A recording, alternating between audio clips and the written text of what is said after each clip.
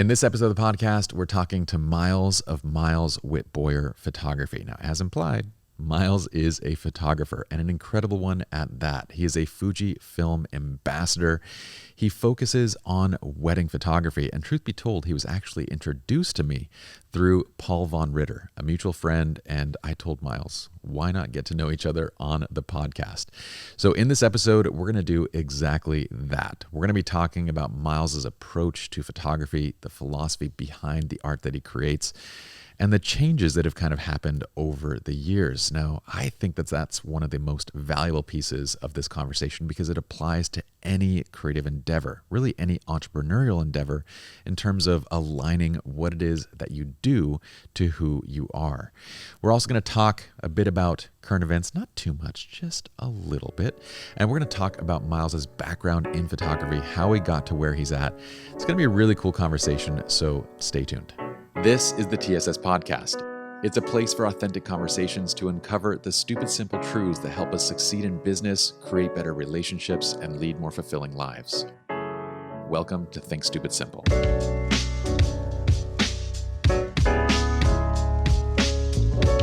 We began each podcast, Miles, with the ceremonial lighting of a candle. Namely because our office space is incredibly cold and this keeps my hands warm. It just got really deep. Like I feel like things just got very deep in a hurry. Dude, this is the first time we've actually talked to each other, right? Yeah, I think so. I've talked about you a lot, but I've never actually talked to you. Oh, great. I actually, this is a place for authenticity. So Miles, just say what's on your chest. Say what you got going on. It is great to meet you, man. Same. I know you're fully aware of this and you're supposed to be like hosting this whole thing, but the sheer number of people that have asked me if I know you, it's a remarkable thing over the last several years. So now I get to actually say like, yeah, we spoke one time. Wait, it didn't go well. Why would that come up? It didn't go well. Positive thinking. Just a lot of mutual friends, right? This is a remarkably small industry for being an enormous photography industry, right? Yeah. There's just the circles get tighter and tighter. I think the longer you're in this, and so there's just a number of people that I think just assume, and I don't know why that is. I hope we get to the bottom of that here in the next hour. Why is it that we are supposed to be friends? Yeah, I think Paul asked me if I knew you. I think it was through Paul that I had, I guess, what is it? What do you call it these days when you meet somebody online? I met you? That sounds like a dating website. You swiped right. We swiped right on Facebook. That sounds like how my dad uses Facebook. Okay, let me tell you a quick story, Miles. My dad recently, I don't know what it is about parents and like Facebook. My dad recently got onto Instagram and he sent me like nothing. He used his pseudonym, and he has like the pseudonym that he uses for his name because he's afraid of people like finding out who he is, and he's a super popular guy, and like literally nobody. He stays in his basement like all day long, but he's so worried about this kind of stuff. And Dad, if you're listening, he listens to every single episode too. Dad, I love you. You're amazing. You're wonderful. But anyway, Dad sends me this Instagram message that is. I clicked it. It's just a video. It's a video link. I click it, and it's a frozen dead man, and the guy's being like apparently they found him, and it's just this guy that was outside of a bar in Russia who froze to death because it's so cold, and they're like digging him up and stuff. I don't even know this is my dad at this point. I'm like, I don't know who this guy is, and so I respond back. I'm like, who is this? Because I assume it's my dad, but I don't know. And then he writes back, it's a guy that froze in Russia outside of a bar. Like, so there's no context. He doesn't say like anything. It's not like be aware. And then I go, no, who's sending this message? Dad, is that you? And he's like, yeah, Bubby, I just thought you should know that people freeze outside. I was like, what is this? You need to be very careful the next time you go to a Russian bar. Yeah, the just next time pack an extra coat and some hand warmers. Yeah, don't. That's the moral of the story. He just wanted me to be aware. If I'm ever in a Russian bar during wintertime, Don't drink so much if you think about it, like that's a total dad move. Like he's really looking out for you, and he knows that you travel. Like this is a very likely thing that you end up in Russia drinking without a coat. I've never been to Russia. And if I did go, I would get the best coat I could possibly find. I mean, we know from this side that it's a cold place. Right. But I will tell you though that here's the reason I think that we just got to the bottom, like right off the bat. It took us 30 seconds why we were supposed to talk, because my dad, his Instagram handle is Donkey Shoes. I don't know where that came from. My dad and your dad could be best friends. Yep, no clue. And they're gonna listen to this as well. So like, hey, mom and dad, burn here. I don't know what it is about social tact. There's like just enough of it on Facebook, or maybe there's just enough ambiguity, but of the like on Facebook. But the comments that I get from my parents on Instagram are the most uncomfortable thing, right? Where it's like I'll post this epic photo from Sedona, right, or something, like whatever, and my mom's comment will be, I'm tearing up thinking about your first steps at the Grand Canyon. This is exactly what they do. I'm like, mom, I have a job now. I have a job. Like, nothing makes you feel 16 more than being like, come on, mom. Like, you're an ambassador for Fujifilm. You have major clients. Nothing will make me. That's the beauty of parenting, or having parents that are online now, especially if you have any bit of like a public persona, is that they just kind of, in very like simple steps, just whittle you down to earth, like within like a second with like these comments. It's pretty incredible, actually. It's they'll remind you that they wiped your butt on a whim. Yeah, but it'll always come literally. Like, right after I say, like, I'll call and be like, guys, something really epic just happened. I just won this award, or I'm speaking on this platform, or Pi Jerson knows my name. And my mom will immediately be like, yeah, you still have like boogers. You've come a long way. Thanks, since Mom. I was wiping your butt. Thank you. Appreciate that. Yeah. It's a true story. Okay. So this podcast is we're not going to get anywhere at this point. I hope you're aware, or maybe this is us getting somewhere, bro. This is getting somewhere. We're beating around the bush, as my dad would say it. So let's, Anthony, why don't we pull up Miles's work? Because I want everybody to see his work. It's pretty phenomenal.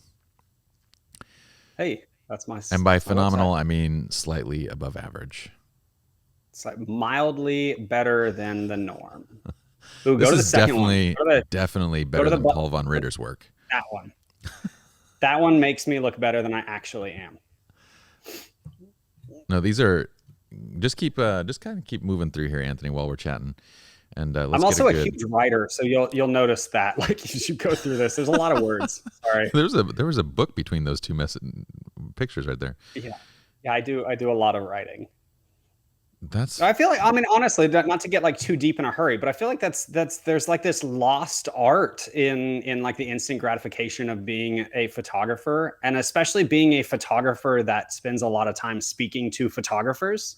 Yeah. There's like this lost art of the caption, right? Where things don't have to be these like kitschy one-liners. Like you can actually take time to tell story, and it adds depth and adds value to images that I think otherwise might not have them, or I may not be as relatable. I'm not sure. For sure. I mean, but the thing is that you kind of have to be a good writer. Otherwise you almost like take away from your images. Yeah, true. Well, I get asked that frequently if we have a copywriter, because I know that's such a common thing now in the industry, right? Is to like hire a copywriting company. And I don't know. These are gorgeous. That's never something that I would do. Yeah, no, these images are beautiful. Yeah, because I mean, I can see that, because like you want the words to be authentic to your voice and to the images, and usually when you're hiring a copywriter, it's really difficult. There's some good ones out there. Zoe, if you're listening, she's one of them. But yeah, it's difficult to find somebody that's like actually going to write in your voice. But these images are incredible, dude. Where is this? That's why I told you to click on this one, because for all the like cool travels that I've done, this is like an hour and a half from my house. It's a little corner called White Rock, Arkansas. Oh wow. And it was just a cool session. So the backstory behind this shoot's really special. They're like the quintessential COVID couple, right? Like multiple reschedules. Mm-hmm. I mean, it was the 2020 nightmare. And they basically just got to a point where, and I just love their story, but they got to a point where they're like, we just can't wait to be married. Like it can't keep getting pushed off. And so initially it started off as like a quick little, like, let's run away and elope type of thing. And then we ended up rescheduling their wedding for a pretty large wedding actually this year in 21. But I told them, I was like, if we're going to do this, like if you're going to elope and call this thing real, like let's have real memories behind it. Yeah. And so they did this like super pretty. It's interesting. I'm exporting on my other computer. I'm exporting the whole wedding right now. But they did this really pretty, cute little ceremony at a chapel kind of nearby, and then we took off, drove 2 hours and went and enjoyed sunset. Down and hiked back up, and that was it. I mean, there wasn't like this massive, deep story of like us going to Banff for Iceland or long planning. It was like over the course of a week that this whole thing kind of came together. But That's there was amazing. I didn't even, yeah. because of that, the images are really like authentic, I think. I didn't know that even existed in Arkansas. Like that's a beautiful location. Yeah, it's. I mean, we're right on the edge of the Ozarks, so people's perception of kind of Arkansas as a whole, and I think where I live, tend to be very different. Yeah. I mean, I live in a city that's larger than Kansas City and very metropolitan and very kind of high demographic, and but Yeah, we definitely don't have the right picture of Arkansas. yeah, it's a wild. I mean, like I mean, I live in the most economically safe county in the country because I live about 2 miles from the home office for Walmart. That's crazy. So it's wild. But then about 20 miles in any direction, and you're in the Ozarks, and it's beautiful. It's like the mountain biking capital of the world at this point. Like everybody's coming here to mountain bike, which is cool. So is that the actual place that they're filming the show, the Ozarks? Yes. That where you just saw the photos, from that place to where that is being filmed is probably an hour. Okay. But yeah. You have to be watching the show, right? So I stopped watching it, but I stopped watching it for the same reason as when I stopped watching what was the meth show everybody was like fired up about? The meth show. The teacher that starts making meth, and yeah, it's Breaking Bad. Breaking Bad. So same thing, because I grew up in New Mexico, so like home is where that was taking place. It was just a little too close to home and a little bit too relatable. I don't know how else to say that. Not that I've made meth recently, but it was like a little bit too relatable. I like that. It was like this uncomfortable thing for me to watch it and be like, man, that I don't know. Like, it's just sad that we've created these shows. Same thing with Ozark. We've created these shows that it almost makes you like sympathize for just horrible people. Like these are really bad people, but you're kind of he's a school teacher. He's like a good drug lord. Yeah, I don't know. That's a whole other. Believe me, guys, I don't just like sit at home and watch Disney Plus. Well, that's not true, because I've got 2 kids. I do all day, but I don't when I'm on my own. Just those 2 shows for me are a lot. I don't know. It's I usually, so like, it's one thing to get into a show, but it's another thing when you get into a show that's kind of like a little bit depressing, or not. I don't want to say depressing. It's like they're almost like too emotionally stimulating. Like you get so wrapped into the characters. Dark. And you like feel their pain. Like it gets too much for me. Like sometimes I can't handle it. I think the thing is, and you probably could relate to this, but I spend all day trying, and this is just the industry that we're in and the brand that I have, but I spend all day trying to be very like emotional forward.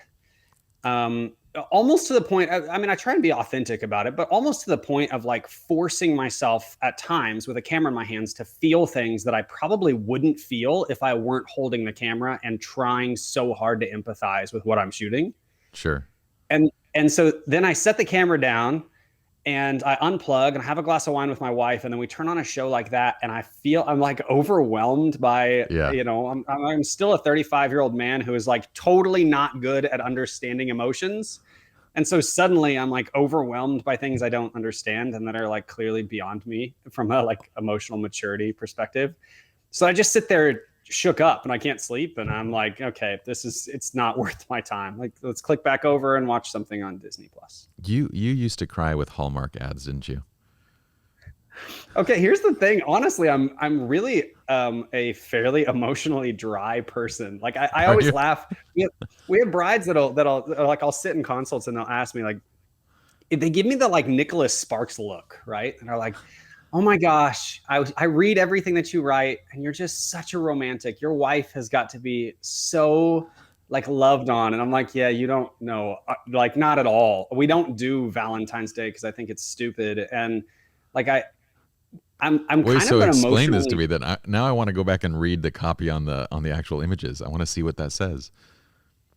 Well, I mean, I write a lot from I mean, I tell stories and I try really hard. Jonas Peterson and I were talking about this a couple of weeks ago. Like, I love his view, his vision of storytelling, but we differ a little bit in the sense that I really feel like as a photographer, whether you want to or not, I think you would agree with this, but whether you want to or not, you end up putting yourself into that story.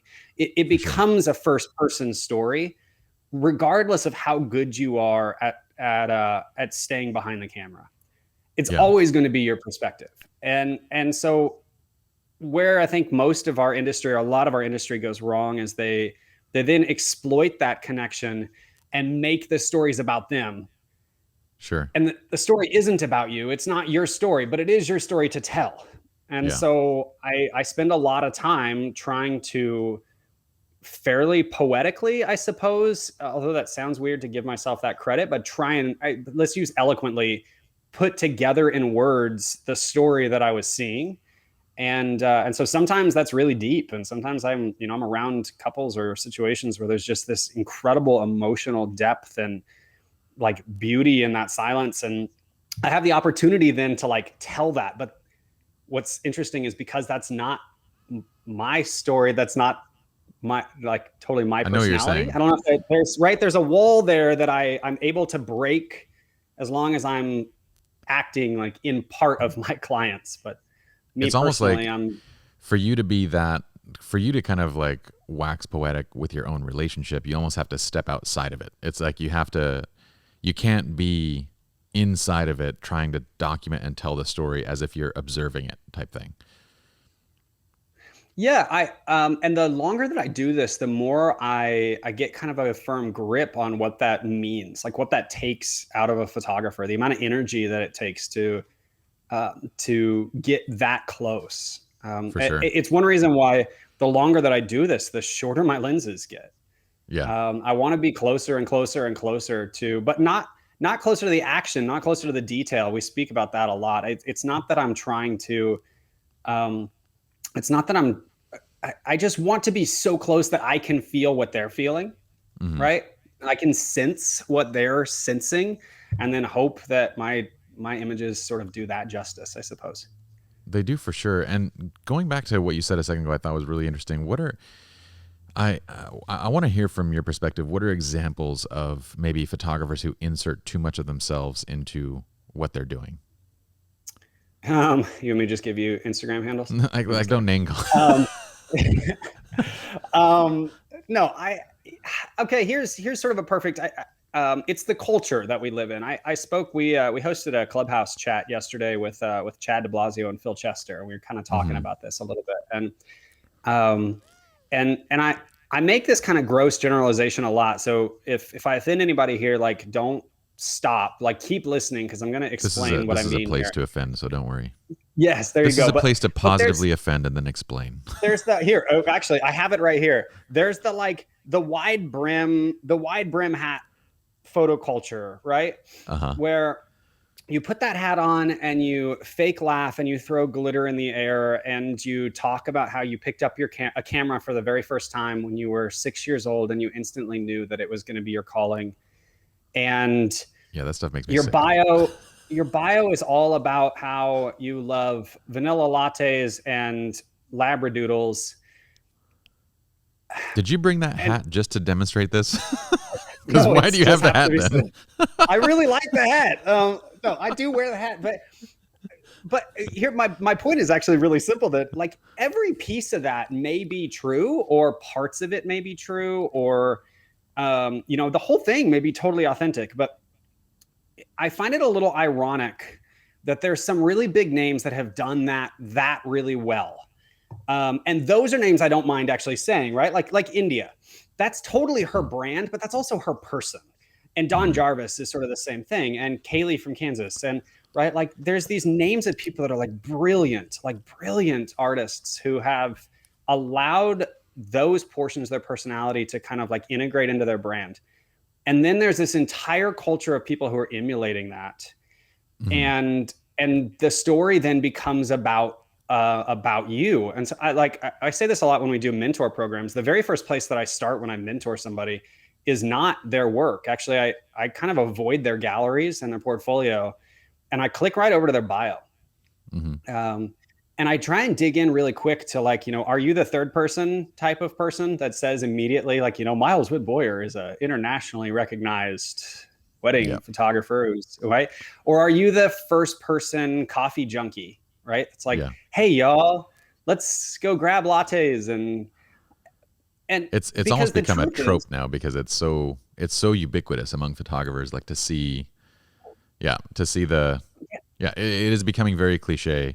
I don't know if it is from the client's perspective, but from the photography industry's perspective, it is noticeably inauthentic.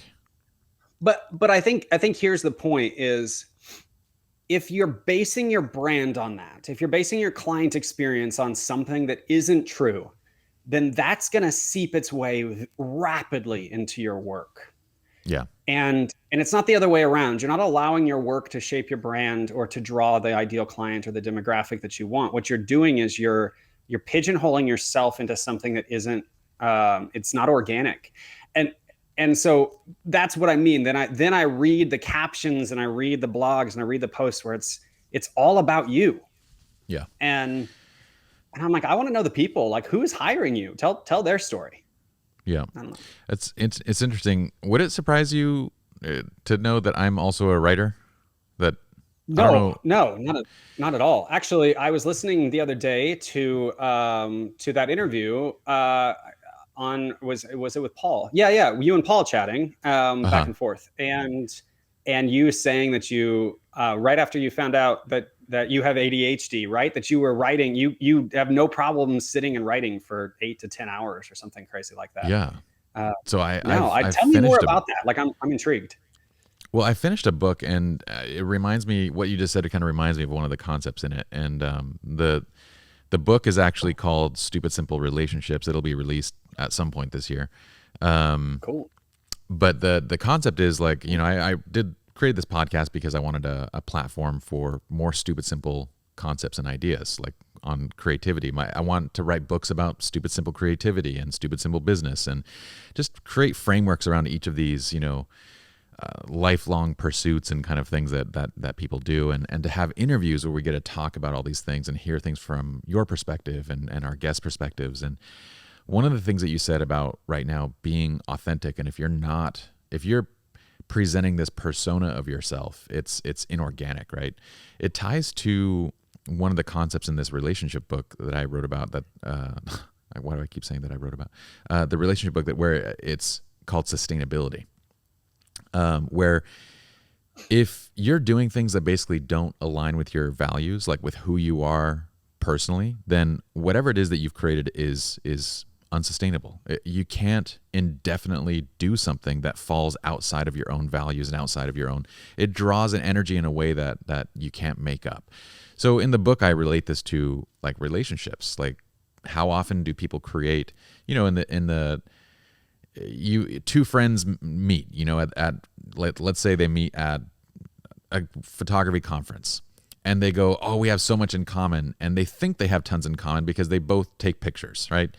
But in reality, their values are just completely different. And you end up just grinding against each other. Now, with a friendship, usually these friendships just like fade away, right? But if you throw a romance into it, oftentimes people can get married while they're still in that like honeymoon kind of 100%. moment. And then they come out of that honeymoon moment and realize we're two completely different people. Like this is not, because their values are different. And eventually, like, you can sit there and you can convince yourself how good this person is. You can do all this kind of stuff to like convince yourself to stay, or marriage is by God and all these different things. You can have all these different reasons. But eventually, it's just unsustainable. 10 years down the road, 15 years down the road, you grind against each other until the point where there's just no more energy left. And I think of it the same way with like, choosing a profession. Like if you got into photography and you built this little trope around you, this, hat wearing, coffee toting, photographer, you're the same person that probably is like, oh, my clients are exhausting me. I can't handle this. And I just can't keep doing. And 5 years down the road, you're not doing this anymore because it doesn't tie to who you are. So that's kind of what I was thinking about as you were saying how they build these personas that just aren't real. Well, and if you are India, then that, you've built something that is sustainable because that's you. Yeah, that's my point is I think that ties in so many remarkable ways though to, I mean, just this is what we were speaking about. I mentioned that already, but this is what we were speaking about in that clubhouse yesterday was like, instead of spending all of your time and all of your energy on this idea of like leveling up your business, just level up your humanity. Yeah. Just like be a better person, like a better friend, a better client, a better artist, a better husband. Like find ways to be more valuable to the people around you and contribute more authentic value to those people. And if you have found a calling in being a photographer, and there is an actual, like there's longevity to that calling, just being better is going to work its way into your work. Yeah. And, and the clients are going to approach you based on that. But that's not like that sounds so preachy. And what's fascinating is that this is a lesson, I guess, or a story that I can only speak to because I am learning it on a daily basis. Based on just being a relatively confident and at the same time insecure guy in my youth, right? Was like, I became this artist that I knew how to fake what people wanted, but I didn't know, to your point, I didn't know how to do it with longevity.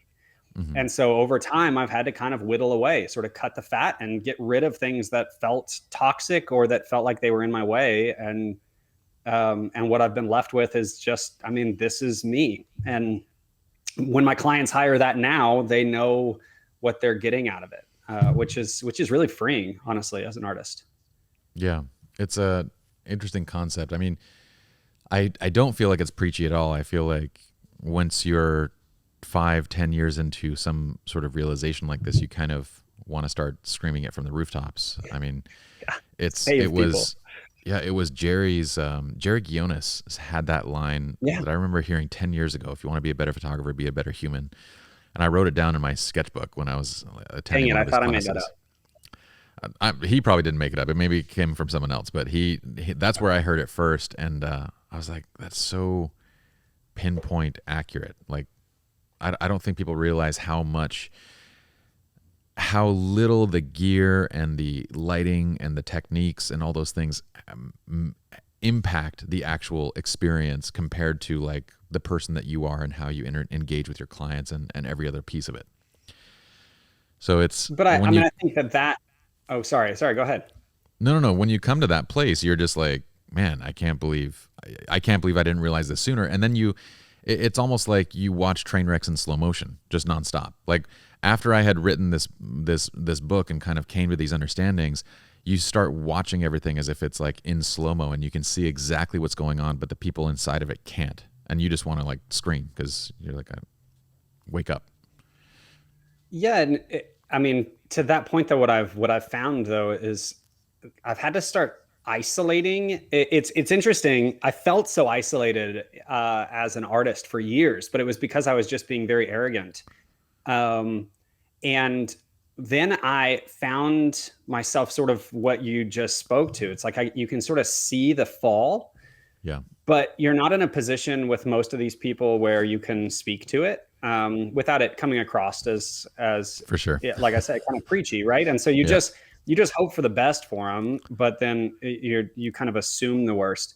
And what I've kind of come to in the last, call it 2 years, has been this place of like true kind of community, which again is I think that like ties back into the fact that I'm excited to have that community with you, because I feel like there are these like lines of people that, not just friends. I think we all have those like professional friends where you could see at a conference and high five or grab a drink or something. But the people that have mentioned your name to me are people that actually have like value in my life. Mm-hmm. Guys like Chad and Paul, but also like Ryan and Heidi, and like people that actually have like a place, and if they were to see the train wreck happening in my life, I would hope that they would have the courage to kind of like speak up. Right. Yeah. And so I think that community is sort of the answer there, is finding people that have enough wisdom, but also just enough perspective to help. And that's what is going probably most right and most wrong with our industry at the same time. It's like we're breeding at a rapid pace. We're breeding celebrity photographers that are like nobody yesterday and are world famous Instagram names tomorrow. But they don't have that community yet. So there's nobody checking them. And so you've got 100,000 or 200,000 people behind you praising every step that you make, but nobody there helping when you mess up. That's a little bit of a scary thought, because I feel like the way that everything is going right now in terms of politics and social media and all of the kind of movements over equality over the past several years has almost created this idea that we can't disagree anymore. This like I got yelled at from a friend by asking her, this was like a few months ago, before the election, and I asked, can you tell me like a little bit more about Biden and Harris? Because I understand, I've read but I want to hear from your perspective, and like I don't know if I have this right. Like I don't know if I understand it right. And she yelled at me. She was like, why can't you just be supportive? Why can't you just like, and I was like, what's happening right now? Like, what? Like, what was this? Why can't you just be happy that an Indian woman is going into the office? And I was like, and I remember having the conversation with her where I was like, look, I know what's going on around us is like kind of convincing us that if we disagree, we're enemies, but that's not the case. Like, disagreement is fundamentally part of being human, and it's part of a community. And if you can't agree to disagree, if you can't actually have differing opinions, I can't think of anything that's going to drive us off a cliff quicker. Like if what you have is 200,000 people behind you on social media that just push you towards whatever it is. Oh, what you do is so fantastic. And this is who you surround yourself with, is just people who do that. I don't think there's a quicker way to like kill everything about your life. Like your friends, your career, your everything, than to have just people around you. But that's what we're building. Well, because the thing is that we've redefined as this is a whole other thing, but dude, we could have this, let's go. But we've redefined as a culture. I mean, as a like, and bigger than societal, we've redefined as a culture what the idea of freedom is. And so freedom is no longer an individualized concept, right? It's no longer this idea that it's like, I'm allowed to do this and you're allowed to do this. And then there's some like mutually beneficial laws that tie together that my freedoms shouldn't damage your freedoms. but they shouldn't derail them either. But we've redefined that, and so, you know, what I think is upsetting now is we have herd mentality in freedom, where it's like, you know, the freedom is in, like, we feel free when we have people behind us chanting and screaming the same things that we are. And what that ends up doing is it ends up on both ends, on all 3 and 5 ends of the political landscape. It ends up with people yelling who don't actually have convictions. For sure. And so they're uneducated as to, like, you know, is it remarkable that we have the very first female and person of color in office? Yeah. Oh my gosh. Absolutely. Is it remarkable? Is she the best person for office? Perhaps, but the thing is that I, to your point, I spoke with a number of people during that whole process, and I was like, but tell me about why. Yeah, like, that's exactly what I asked too. Don't tell me about her demographics. Tell me, why is she the best? Because if not her, is there another female person of color that would fill that seat in a brilliant way? I 100%, absolutely. Yeah, it's a weird position to go into. But like, it's interesting because we're not allowed to speak, and so we all have to be so, like, tiptoe through the tulips there, because if you're not careful, everything is polarized. So it's like, if you don't agree with the masses, then the implication is that you agree with the opposite. Yeah. Right. And so, like, no, I'm not throwing bricks through the White House, you know, with a Confederate flag. Oh my gosh. Like, absolutely not. I would just love to know why this form of government is better than that form of government. And there's a few people that have taken the time to sit down and have, like, very intellectual conversations with me about that, and I think they're really valuable. And then there's a lot of people who just have basically said, well, if you turn on CNN, they will answer that for you. Good luck. But they won't, because, I mean, I don't know, man. Like, it's one of those places. It was one of those times where during that whole election process, you could turn on the news, and whatever channel you chose, you could see the bias behind the people that were running the networks. Like, you could see all of it, and it was like, it's crazy, right? Yeah, flip over to Fox, and it's like, you know, that you're on freedom. Like, here's our time. Like, you know, the time is now. And then you turn over to CNN, and it's like, oh my gosh, you know, racist bigots are storming Washington, and, like, but it goes further than that. That's the thing. Like, those are the 2 loudest voices, but it goes further than that too. Like, there's other networks that have their own agendas, and it only takes 5 minutes to figure out what those agendas are. And what I wish and I, like, truly hope for is, over the next, this is obviously, we just took a huge rabbit trail, but I hope over the next 4 years, 8 years, this idea that we were all told was the idea, this idea of unity, right? I really hope that word unity can mean united in freedom again. Like, I really hope that I'm allowed as an individual to have my own opinions. For sure. I don't know if that's where we're headed anymore. I hate to sound so negative, but I do think that people are having really beautiful conversations about it for the first time, honestly, probably since, like, the 60s and 70s. Yeah. You know, like, our parents were basically told to shut up politically. And unfortunately, I think that's sort of not where we're at, but I don't know if that's a good thing or a bad thing. Well, we got into this subject because you brought up the idea of, like, these kind of these photographers that quickly come up in the industry, but they don't really have a support system. They don't have all they have is the people behind them just saying, go, go, go, do more. Everything you do is fantastic. And it just reminded me of, like, this is kind of how it feels like everything in society is kind of moving towards, is, like, surrounding yourself. I think people have misunderstood the idea of the devil's advocate, or having friends that could, like, you know, say, hey, you know, this is something to think about, or a business partner that might, you know, play the opposite side of, like, a business idea. They've mixed the idea of a devil's advocate with the idea of a hater, and those are not the same things, but now they're ubiquitously referenced as, like, the hater. And if someone doesn't agree with you, then they're just a hater. And I was like, no, those are two different things. Like, the hater is the person that sits on their couch and criticizes without any knowledge whatsoever. The devil's advocate is your friend, your business partner, the person that stands next to you and helps you to understand a different perspective. And maybe it's annoying at times. Like, I can't tell you how many times I've gone to Justin and Chris with a business idea that they've shot down. Like, this is nonstop. But then at the same time, I can number off how many of those business ideas would have actually like failed and bankrupted our company. Like, that is the vast majority of them. Like, a lot of them just weren't well thought out ideas.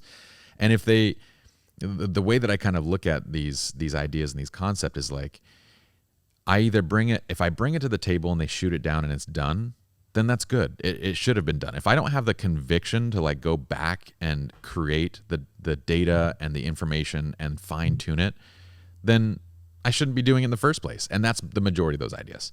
Then there's some ideas that they shoot down and I go back and I want to do that thing. So I'll kind of retune it. I'll find the data. I'll find the information. I'll come up with a better plan and better approach, and I'll pitch it again. And sometimes that happens 3-4 times until they're like, okay, let's move forward with this thing. But when we move forward, you're moving forward with something that's infinitely better. Did you remember the Queen? Refined. Yeah. Like, did you see that whole concept of fail fast? And I actually love that, because I still do quite a bit of commercial work. We just don't talk about it a ton, but we do a lot of commercial work. And I feel like I sit in meetings with agencies all the time, right? Where there's that idea is thrown out. Like, hey, this is a fantastic idea. Let's fail fast. Let's roll. Yeah. And I always kind of sit back and laugh at it, because I'm like, I don't know if anybody actually thinks through what that means. Like, that idea of like, instead of slowing down and making sure that we have the right idea and the right execution and the right team, and that there is true vision here, let's just jump in and execute as quickly as we possibly can, and then we'll make a game time decision as to whether or not it was a bad choice.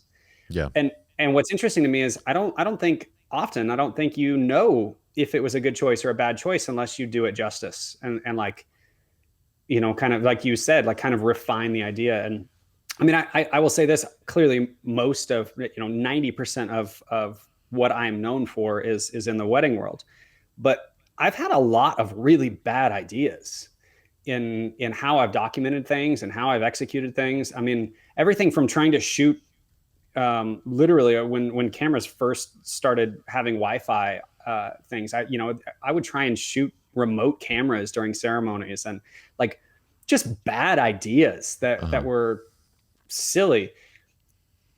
But it ultimately came down to frequently the people in my life, whether that was, my wife, who's my business partner, or, our team, my associate staff, or just friends in community that were willing to look at me and be like, hey, this is just diluting who you are as a person.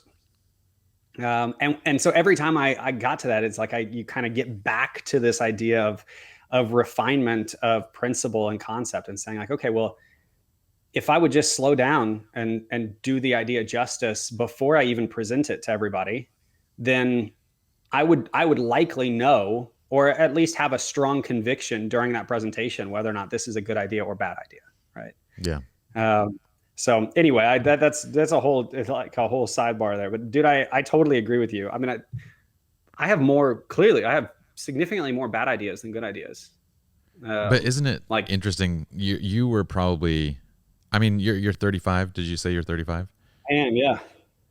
So I'm not going to put numbers into your head, but at what point do you feel like you started gaining these convictions and like an actual set of values? And because you said it yourself, you kind of came into the industry and was trying different things and doing different things, and you kind of, like most of us, figure out and extract these values, and then you have your convictions. At what age were you at this point? I think there's sort of a parallel answer to that. On one hand, I was similar to you, actually, in a timeline. I was really blessed, and I mean that seriously, but I was really blessed to join this industry at a time where it was really bad, but it was exploding with potential.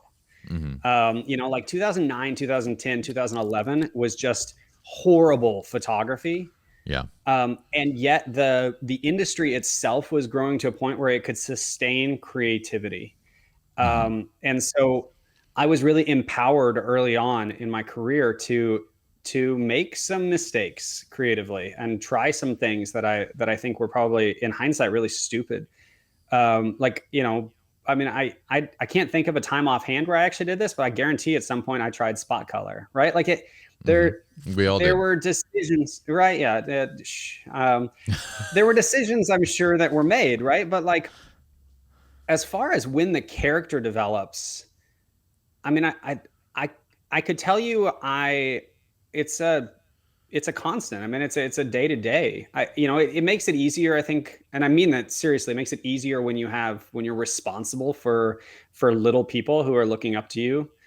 Like as a dad, I'll say my character is suddenly infinitely more important because I'm busy trying to shape two young men's character. And so I want them to grow up in an honest home with a dad who respects and loves their mom. And those decisions play out in my business on a day-to-day basis. But over the last 2 years, maybe 3 years, I think I've probably come to the largest jump in my career so far, where I Yeah. feel mature enough as an individual to say, like, no, this is what I believe. And even if my team disagrees, or my community disagrees, or my industry disagrees, I have enough conviction of self to just say, like, this is just who I'm going to be and where I'm going to go. And it's not the arrogance anymore of youth of saying, like, kind of damned if you do, damned if you don't. It's sort of the opposite of saying, like, I have enough confidence that the clients that I want will find me in that. Yeah. That's what I was kind of driving at. See, because I was in my 30s as well before my convictions and values started to like set in. And I want to say, like, you mentioned this too, that they're always going to be sort of free forming. Like, I feel like, I have my convictions, I have the things that I believe, the things that I value, that I want to pursue, but at the same time, like, my mind is never made up in any one thing. I kind of, that to me is the mark of an intellectual person. If you're always open-minded and willing to take in new information and shift and adjust based on that information. But the question that I have is, how is it that the 20-year-olds, the people that are, so young, have such, like, they're not even convictions. It's like they grasp onto something of meaning and hold on to it for dear life, and they can't sway in their thoughts and in their ideas. And this is to me the root of the we cannot agree to disagree kind of format, is like, you're so young and you're holding on to things as if you've seen and experienced everything, but you've seen and experienced nothing so far. Yeah, I couldn't actually agree with you more. I was speaking a few days ago to some friends, and we were talking about this idea of, I'd listened to maybe a Clubhouse talk or a podcast talk or something where people were talking about to-do lists, and there was like a young photographer jumped on, and she was like, hey, what do you do if your to-do list is too long? Okay. And I kind of sat back and I listened to answer after answer after answer of people trying to, like, give credible, intellectual answers. This is all of Clubhouse right now. Right. Yeah. Thank you for that. Right. Exactly. And it was like all of these answers, everything from, like, very smart, very brilliant concept of, like, the Eisenhower method, right? Like, break down what is urgent, what is not, like all of that, all the way down to, like, oh, what I do is I pick 3 things a day and I make sure I get those 3 things done, or I brain dump every night, or all of this stuff. It was everything I could do to not just unmute and say, just do some stuff. Yeah. Like, if your to-do list is too long, get some stuff done. Stop putting more on your list until you're taking stuff off of your list. But again, I think that there's this culture going on, and what I don't want to do is stance myself as, like, the old man photographer with all this wisdom. I feel like I'm a part of it equally as much as the 20-year-olds, frankly. But there's this kind of culture going on that's like, what is the most efficient way to run everything? Like how can you be most efficient as a photographer? How can you edit a wedding in under 4 hours? How can you show up with a shot list with everything that you need? What are the least number of lenses you can carry? What's the right? Like everything is this efficiency oriented concept mentality. and that's being fed to us by a lot of educators who are making a lot of money on teaching efficiency.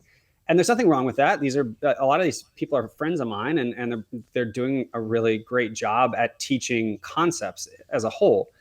But the problem with being efficient is that doesn't always mean that you're proficient. Right? So like checking things off of a to-do list sometimes just takes you sitting down and doing them. And editing a wedding in 4 hours may not mean that you're editing a wedding well.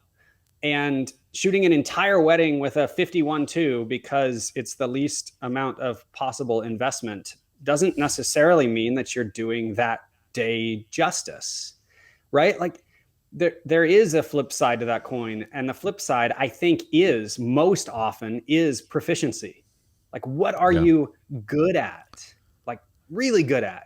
And if you're delegating out, so that's the first thing that everything always comes up, right? It's like, oh, delegate your editing. Send your editing off as quickly as you can so you can get back to the stuff you love. Well, for a lot of us, though, like imagine if, we mentioned this name earlier, but imagine if Jason Vinson outsourced his editing. For sure. Right? Like you've got this guy who is just brilliant at OCF and creates these incredible, like, artistic lighting concepts, but a lot of them hinge on the fact that he's going to fix up quite a bit on the back end. Well, he sees it as he's capturing it. He sees where he's going to take it in post. But what would happen if a guy like that had early on in his industry or in his career had heard the noise about outsourcing and delegating his editing? For sure. And right, he wouldn't be who he is now, which is literally world known. And he's just a few years into this, realistically. I mean, he commented on a thing for Facebook the other day that was like, it was funny, but he mentioned to me, because I mentioned he lives down the street. He was like, I wanted to take you to coffee when I first got started, but I was so intimidated. And I'm like, dude, you're brilliant. Like, you're outrageously brilliant. Let me take you to coffee tomorrow. But I mean, I think that's the thing that is going on that needs to have the most air spoken to it, is like, if you want to be considered an artist, you've got to create art. And you can't be so efficient at creating art that it comes down to what are the least number of brush strokes that I can put on the canvas and still sell it. And one of the biggest, not to cut you off there. One of the biggest misconceptions, though, to me, is that people don't understand what it is that they're actually selling. Like, if you're an artist, they don't understand what is it that you're bringing to the table. What is your special sauce? If you are a photographer, they don't understand. They equate those things with technique. They equate those things with lighting and all these other things, and those can have like these small pieces of whatever it is. And for Jason, it's that vision, right? It's the from the point of thinking of the shot to carrying it through all the way to post. This vision kind of like is his one, like it's his special sauce for sure. But in many cases, like if I were to say, I mean, I'm curious, Miles, if I actually had you guess my special sauce, what would you say it is? I think you're probably very relational. I'd be intrigued to hear you. 100% right on. It has nothing to do with the camera. It has to do with, I'm good with uncovering what somebody values and creating the images that they appreciate and value most. And usually those are not the images that photographers love. It's the images that the clients love. So that is my special sauce, and it has nothing to do with photography. And if I were to take myself out of the process of meeting and planning, so those are the pieces where I say look, because when I've captured the image, it is largely where it needs to go in terms of, because I'm not going to do anything crazy to it. It's what I'm shooting is this emotion. What I'm shooting is I'm uncovering this thing that they value and shooting the emotion. And once that's captured, you pop a preset on it and you adjust the white balance and exposure, and it's good. So I can outsource the other pieces. I can take the other pieces off my plate. But that special sauce, if I said, okay, I want my studio manager to handle all of my client consultations and all of the planning sessions, I would fail miserably, because that is literally the special thing that I do. Yeah, man, I actually couldn't agree. The reason I guessed that so quickly is because that's very similar actually to where I am. Now, I hold that moment of capture so close to my soul. Yeah. Like it feeds me creatively. That moment, like knowing that I caught it, feeds me creatively. But that's not what's valuable early on to our clients, and so I'm very relational as well. We've been saying for years that we want our clients to fall in love with their photographer before they fall in love with their photography. Yeah. Like I want all access, and that access is a lot of trust, and it comes down to a lot of back and forth and a lot of communication, but it also comes down to just understanding what from like an empathy perspective, what these people are going through, and what matters to them, and what they value. And so I totally agree with you. And that's why we've never, for years, I've had clients suggest to me, like, you need an admin that can just help you with the email load and help you with that. I'm like, you can't, I could teach my voice, but it's still not my voice. Like I want people, when I walk through the room, to be able to reference actual experiences and conversations that we've had. And I want that to come across when we're doing workshops or mentor programs or trainings with other photographers. I want that to come across as a skill that should be developed, because I'm a huge believer in the idea that for wedding photographers, the actual images that you provide are frequently a byproduct to the exposure that you are given. Which means that your talent does say a lot. But we've all seen photographers for years and years. I mean, look at Joe Busink, right? Like that's a guy, a remarkable artist that shoots on priority, right? But what he does is his clients just let him in.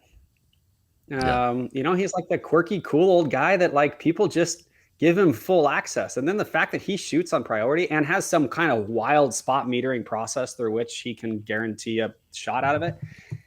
And if you're not a photographer, that essentially means like it's something that, again, this is one of those things where other artists look at and they look down on, because your priority is like an automated mode of your camera. So you're not, photographers want to see their peers, oh, I shoot only in manual and I only do this and I always professionally light. But that's exactly what I'm saying, is that they don't, and it comes from the ground up, where you judge and you criticize without even understanding what it is that the product actually is. How many times has somebody looked at a painting and gone, I could do that. Like, that's just a bunch of strokes on it. I could do that. Yeah, and every Jackson Pollock painting, right? Yes. Yeah. And you miss the brilliance of the concept. You miss everything about it. And it's like, okay, that it's not really about the technique. It's not really about like the brush strokes. It's not about the light that you use. It's not about like these things. It's literally the pieces that you're missing. It's the reason why it's in a museum right now and you're not getting it. It's the process. Yeah. And it's the process of evolution that led that artist to where they are. I spoke at a conference last year. I was doing some photo walks at Photo Plus last year, and I felt like a broken record. But I was saying to artists over and over again, like, you have to stop going to the waterfall workshops in order to like pump up your portfolio. I don't think I've heard it referenced in a better way. The waterfall workshops. What else is it, right? It's like, hey, we will all meet in Reykjavik. We will all drive 3 hours. We will all shoot that couple. We will all pretend to be Gabe McClintock for the day. Good freaking luck. Right? And then, and then we'll all go get a beer and talk about how talented we are. And it's like we have to stop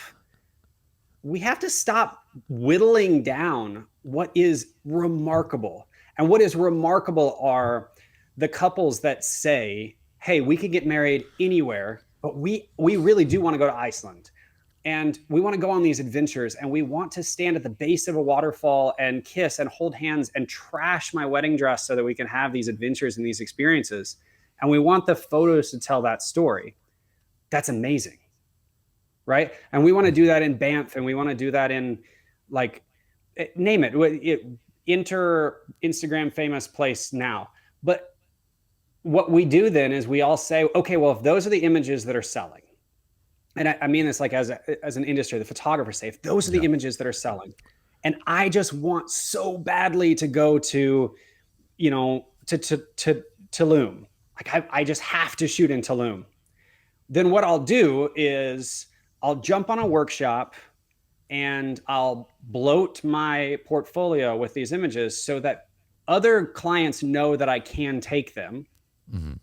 And then they will hire me, and then I'll get the authenticity. But I'm going to start with a completely inauthentic portfolio to try and get me there. Yeah. And it's such an awkward thing. I think you could probably attest to this. It's such an awkward thing when you've done this for a while. I mean, I've shot, or as a company now, we're like well over 500 weddings. So when we build a portfolio, it's the most awkward thing for me. I remember, I think it was last year. Yeah, it was last year. It was 2019. One of my associates, photographers, Max, that's been with me for like 6 or 7 years now. He got nominated by Phil Porto for the Rangefinder 30 Rising Star thing. Okay, so most of those artists, and nothing against them because a lot of these people are my friends, but most of those artists are like 2 or 3 years into their career, and they're really exploding in popularity. Max went a totally different route. I hired him right out of college. He was my lighting assistant, and then he started carrying a camera for me, and then he started shooting, and then he started shooting lead, which is why he's still qualified as the under 5 year thing. But that guy already has like 250 to 300 weddings under his belt. Yeah. Trying to whittle down a portfolio of 30 images was like, that's impossible. Where do you even start? Yeah. And yet I see frequently, like, the popular thing at the moment is these photographers where it's like, man, you had one remarkable shoot, but like, God, you got to get back out there. Like, you can only post that one image so many times, There's a lot of interesting things going on though, dude. I remember I was selling like pretty decent wedding packages when we still had birds in our portfolio. Like, that was like a legit page in our portfolio was birds. Yes. And the we were 7200 with the doubler. Yes, exactly. Like, you're at the beach, 7200 silhouetted bird. And I was like, that's going in the portfolio. That did it. Nailed it. Engagements, bridals, weddings. Birds. I had some, I made every possible, and this is what I'm saying is again, knowing what it is that you're actually selling. And of course, like, don't go put birds in your portfolio if you're listening to this. But the idea that, like, it goes back to exactly what you said earlier, which is, you come into a field. It could be any field. It could be any creative endeavor. You come into it with an idea of what that thing is. And the more that you do it, you realize how that idea was so completely off from what it actually is. And the way that photographers generally come in is they come into the industry going, I need to have an 85-1.2 to succeed. Like, I need to have a lens that can just create the blurriest of blurry in the backgrounds, and that's what I need to succeed. And then you go to a place where you're like, no, I just need, a shorter, wider angle lens, and I want to be close. I want to be close to the emotion. I want to be in the action. And that's literally the exact same way that I shoot. Yes. Like, give me a 35 and just let me stand close to my subjects. I've shot so much on my 24 and 35 lately that I like, the majority of my images are shot on those two lenses now. Yeah. Whereas when I first started, those are specialty lenses. Well, because you're supposed to get, which I love that the industry has shifted a little bit, but 5 years ago, what you were supposed to do was buy a 5D Mark II and a 24 to 70 and a 70 to 200, and like that's what you were supposed to do, right? And then you show up and you take a picture of the dress hanging and the shoes propped up like this, and if you have a macro lens, take a picture of the rings. If you don't, just act like you forgot it, and like then you line up the bridesmaids and you make them all look at each other and you say, okay, ladies, laugh. And right, like there is quite literally, and guys, if you're listening to this, like photographers, if you're listening to this and this strikes a chord with you, please, again, I'm not trying to offend. It's just, if it's that easy to expose your business plan, like it's time to reassess. For sure. Because literally just named you just named a lot of Lininger's work is that stuff. It's like it is that formula. Like, but again, that's not what we're selling. What the experience is meeting the person that's going to, and the client sees a bunch of images and they're going to like kind of, create this little, we basically use this visualization exercise where we come up with these values of what the client values and the shots that they want to have. And a lot of times it's those exact same shots, and the photographer goes into it with like kind of an idea and a perspective of like what they're going to shoot. Yeah. And we end up with a very similar formulaic almost result each time. But again, it goes back to like what we're selling isn't those images. It's the experience and the photographer that's actually there. It's all the pieces that went prior to that moment. Exactly. It's not the shot list that you're selling, it's the photographer. Yes. And so because of that, the shot list has purpose. And I think that's the thing, is like, as long as what you're doing, there is purpose, then fantastic. But I come down to this a lot. I got into a conversation, one of the Fuji Friday forum things a few months ago, where I said, like, you know what the death of wedding photography was? And we're starting to get it back. But the death of wedding photography was the fake laugh. Like when we started implying to our clients that them looking like they were having fun was more important than them actually having fun, because 10 years from now, they won't remember whether or not that was a real moment or not.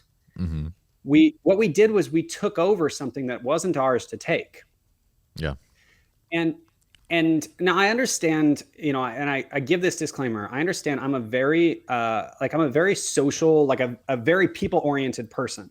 So when I get the bridesmaids lined up or I get the groomsmen lined up, getting them to actually interact and laugh and have fun in an authentic way is something that's not very difficult for me, just from a personality perspective. And I realize to a lot of photographers, that is something that's intimidating and awkward and terrifying, right? To be suddenly on the spot. And that's how you end up with all this like crappy advice from posing guides and like cues, right? Like everybody whisper your Taco Bell order to each other. And like, again, just stop trying so hard and like allow people to have moments and memories that are so valuable and that are so deep and meaningful, that your images are then of those moments. Give me an example of what you might do in that moment. Like to get the bridesmaids to like laugh and have fun, or yeah, what do you mean? Anything that can be like an authentic sort of cue to get them to actually emote in a way that is authentic. Yeah. Okay. Let me go a step further to something that's even more coined, right? So 10 years ago, I don't know who the photographer was, and it probably wasn't 10 years ago, but some photographer 10 years ago had this brilliant idea, remarkable idea that was transformational in our industry, in the sense that was, hey, I never get enough time with the bride and groom together on their wedding day to create art. And it always feels forced and it always feels staged. So what I'm going to do is I'm going to talk them into not being traditional, and I'm going to give them this opportunity to see each other for the very first time with nobody else around. And I'm going to make that moment so special that those images tell this story of intimacy and vulnerability and just love. And the rest of the industry saw whoever did that, however that happened. The rest of the industry saw that And we began to refine it and make it more efficient and more efficient and more efficient. Mm-hmm. And now it's called the first look. And the moment that you are engaged, your first question is, are you or are you not a first look couple? Mm-hmm. And then here's how this works. The bride walks up behind the groom and she taps him on the shoulder. And if the groom knows what's good for him, he turns around and he covers up his mouth and he says, "Oh my God, baby, you look amazing." And she steps back and turns around so he can see the back of her dress. And then he grabs her by the hips and they kiss. And the photographers make 6 circles around the couple while that's happening, getting as close as they possibly can, making sure that they back up enough for the videographers to do the exact same thing. And then the moment is over, the intimacy is over, and the value was never there. Mm-hmm. I realize I'm totally grandstanding right now, but you've commercialized a moment. That's basically what has happened. So here's another option, right? And this is actually like how about a true story? Here's a true story. I shot a wedding in Southern California a few years ago, and the couple was absolutely hardcore about this whole first look concept and how it was all going to play out. And I told them for about 3 months that it would happen when it happened and that they just needed to like calm down and trust me. And I could see that the groom was sort of, I don't know, freaking out, honestly. He was surrounded by guys that were like drinking too much. The music was too loud. He was just anxious. So I walked in, I grabbed him. I say, "Hey, Jason, come here, buddy. I just want to like spend a few minutes with just you, if that's cool." And so I took him out, kind of took him down as a golf course near Dana Point, like Laguna Beach area. Huntington Beach area. Mm-hmm. And I took him out, kind of took him down where we had a cool view. And I said, "Hey, I have a note to you from Shelby. And I think that now would be like a really good time for you to read it." And he was like, "Okay, so what do I need to do?" And I was like, there's no need to just read the note, just read the letter. And so I kind of backed up and gave him a little bit of space to do that. And it was fairly long. And he spent a little bit of time kind of choking his way through it. And then he looked up at me with like kind of tears in his eyes. And I was like, "How are you feeling right now?" And he's like, "Dude, I'm freaking out." I'm like, "What? Are you freaking out like you need to get out of here? Like the wedding is off type of thing? Or are you freaking out like, the gravity of all of this just sunk in?" And he was like, "I'm realizing that I don't know what it means to be a husband. I want this so badly for her, but I want this day to go perfectly for her. Like I want this to be the backbone of everything, but I know we're going to do this first look and I'm supposed to say all these things. I don't know what I'm supposed to say. I don't know that, like, all of this had just piled on him." And I was like, "Well, okay, what went wrong with just saying how you feel? Like, well, when did that stop being enough?" Right. And his response was, "There's no way I could adequately put into words like what this day means to me, how beautiful she's going to look. Like there's no way I could do it." So I said, "Hey, do me a favor. No matter what happens over the course of the next 30 to 45 seconds, don't turn around." And he just kind of froze, tears coming down his face. And he realized that she had been standing behind him listening to that entire thing. We'd walked her up behind quietly and spread her dress out and the whole thing, knowing that at any moment, the only thing that could have gone wrong was him hearing her and turning around and seeing her for the first time, and it would have been perfect, right? Mm-hmm. But instead, she got to hear his heart, like truly hear his heart. And it wasn't something I created. It wasn't this choreographed thing. It was just, I just provoked a little bit and allowed him to have some space to have real emotions. And so I said, "Hey, Shel, do me a favor. Can you just come up behind him and wrap your arms around him?" And I said, "Guys, here's what's going to happen. You guys are about to see each other. No surprises, no weird tap on the shoulder moment. You're about to see each other.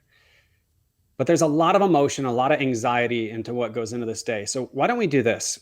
Why don't I just back up? I'm going to keep shooting, but I'm going to ask you guys to just close your eyes and just take a few moments to just be silent together, like just present. When you have the words to say, turn around and say them. But as long as you're still trying to formulate them, just be still." And they spent about 5 minutes, both of them just crying with their eyes closed, holding each other. And when she opened her eyes, all he did was just gasp. Like, guys, that's the actual power of what we're doing, what we're capturing. And those photos, both with their eyes closed and her being set up behind him and him reading the letter, like those photos have infinitely more value than a staged first look because it was convenient for me as a photographer. And that's the type of stuff that like I'm desperately trying to affect in our industry. Is if you're not a people person, or you don't know how to coin those things, you don't know how to make those things come together, find a way to do it in a more simple way. Put the bride and groom at the opposite side of the street and just say, hey, go get each other. Mm-hmm. Like, take away all the cliches and all the cheesy crap and all the stuff that is like convenient for you as a content creator, and be an artist again, and realize that like what you're capturing has value. It has lasting, it has eternal value. And that's the story. Like, that story of that first look is going to be passed generations, and it wasn't something that I did. And it's not like this brilliant moment of like insight. It's just, all I did was just watch my clients and allow them to have the space for a real moment to happen, and then slow it down to the point where I could capture it confidently. Well, that's an incredibly powerful story, and this is by no means a tear. I was like tearing up listening to that. Yeah, I have. Dude, can I tell you the second part of the story? Can I tell you the second part of the story really, really quick? This is dark. Okay, wait, it gets dark? No, hold on. Put the tear back in your eye. I kid you not. This is the most, you can't make this up. Now I feel bad like I'm exploiting this, but this is like, if you want to get deep, like truly deep here, as to what these people go through. The wedding was gorgeous, y'all. Like, it was incredible. The reception was gorgeous. Like, I'm talking like white Rolls Royce, the whole thing. Like, it was one of those weddings that you just walk away from as a photographer, like, what just happened? Mm-hmm. The bride and groom left for their honeymoon. They went to, I think, Bali, something, or the Maldives or something like that, for a week after the wedding. They landed back home on a Saturday, spent all day Sunday together. Monday morning, the groom had to catch a sales flight, I think to Minneapolis. He's in sales. And on the way to the airport, he flipped his truck 3 times and broke his back. Oh no. Now, again, if you're listening, if you're not crying now, this is where the depth comes in. The story in and of itself is powerful because it's relatable. But I gave it some time. I heard about the accident and wasn't really sure how to respond, because sometimes you still get in your head as a photographer, like, was I a photographer or am I a friend? Like, what is what's the right answer? Yeah. And I didn't want to just send a text message that said, like, OMG, is he okay? So I gave it like a week and a half, and I'd noticed on Facebook that they had checked themselves into a spinal institute in Denver, I think. And I called the bride and I said, like, hey, I realize like this is probably not the right time for me to talk to him. I know you guys have a lot going on. Normally by now I would have kind of a sneak peek of these images out for you guys and a blog and some stuff. But I realized that like you guys have been through a lot. Like, there's a lot of hurt going on. And bringing all that up right now may not be like the best time, right? Mm-hmm. Like it may not be the right time to kind of bring all that to the surface. And so I said, can you just ask Jason for me? Just chat with him. What if I could send over an image or a couple of images that might cheer him up a little bit? What would that be? And if the answer is none, then that's okay. Just let me know when you're ready. And the only photos that he asked for, that he wanted in his hospital room during his recovery, were the photos of them with their eyes closed. Yeah. And he said it was because he could feel he could feel her leaning her weight against him while he was standing, and that was motivating. Like, he, not sure if he'd ever walk again type of situation, and he was like, I need to feel that. I want to see what that looked like. there's the depth, right? Like part 2 of that. But anyway, I don't mean to cut you off there, but dude, no, but those are the stories. It's an incredible story, and it's also, that is exactly what you are selling. Like, this is, I guess, if you are going to become any form of portrait photographer, if you are doesn't matter what type of portrait, wedding, seniors, doesn't matter, anything, family, anything.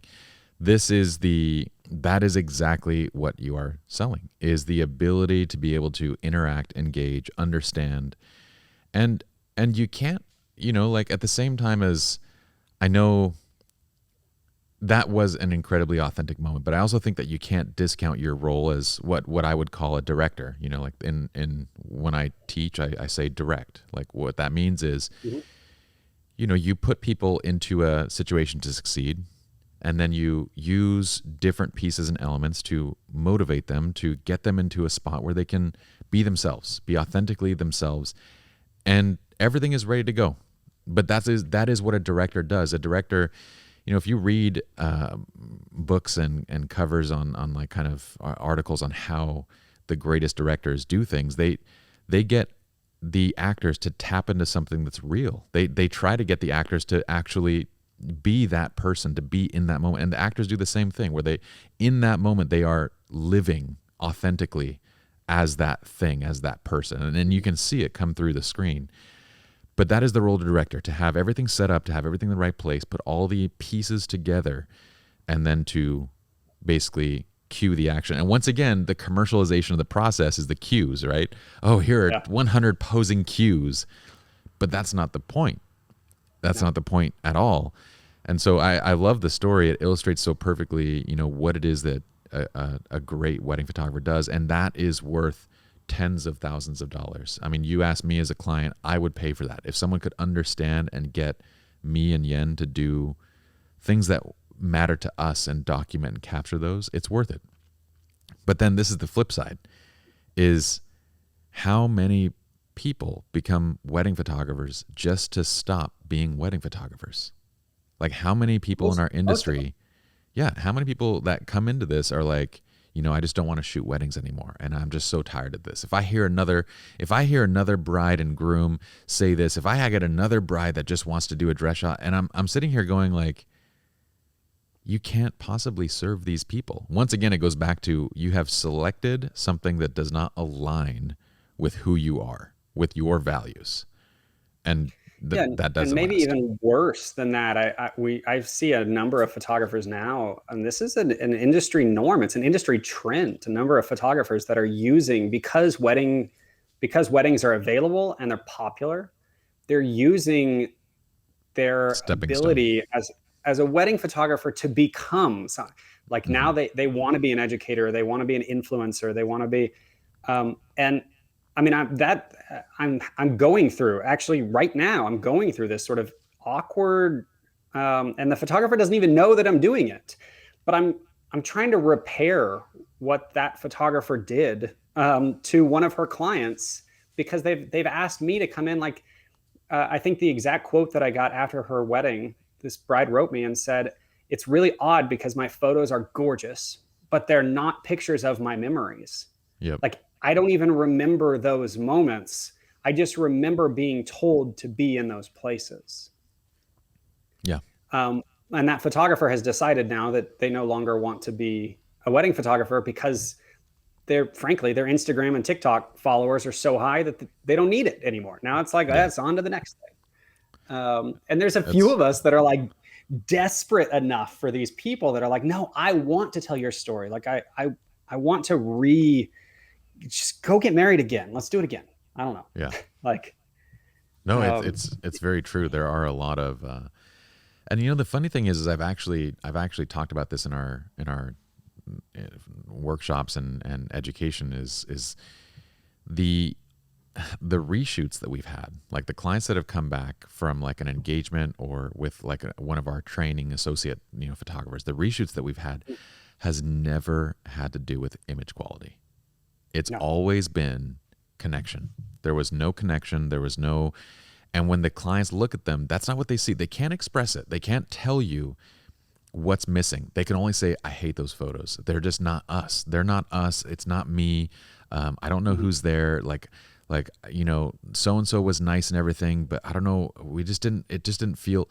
And I've taken those clients back out doing the exact same process that you just laid out, and understanding who they are, setting it up, being there with them in the moments, capturing those moments, and planning really those moments around who they are. Like we have conversations of like, this isn't a photo shoot. Let's just say we're going out on a date. What would you guys actually do?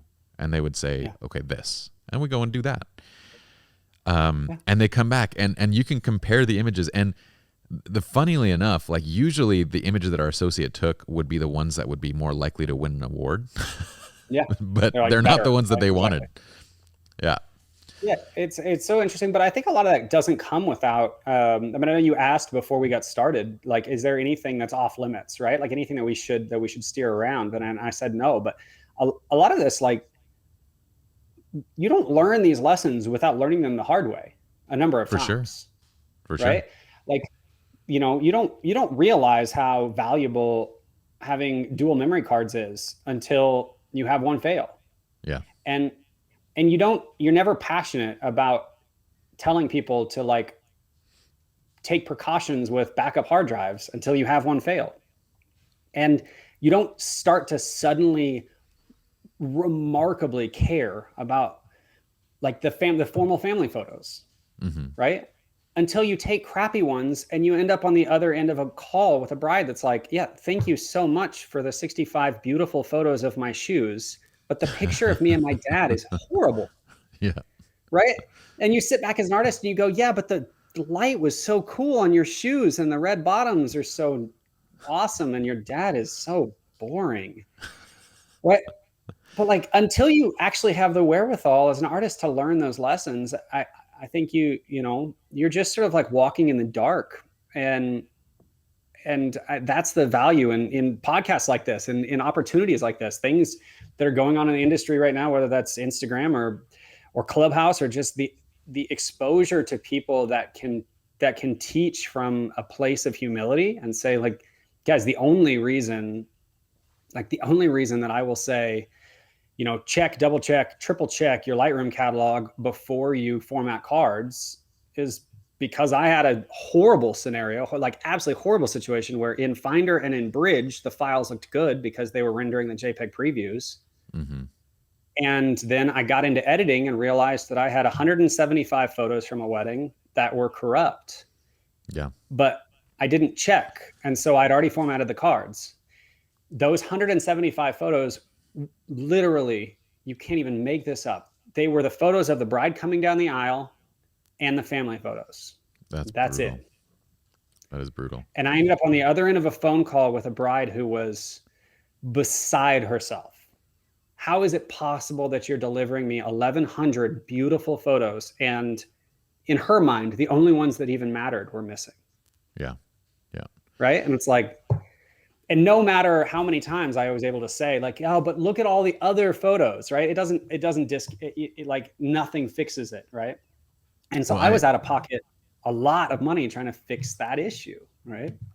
I love that you're being open and honest about it, because I think too often, it goes like, you either hear one of two things. Either I've never had to give a client refund, or I've never had a client issue.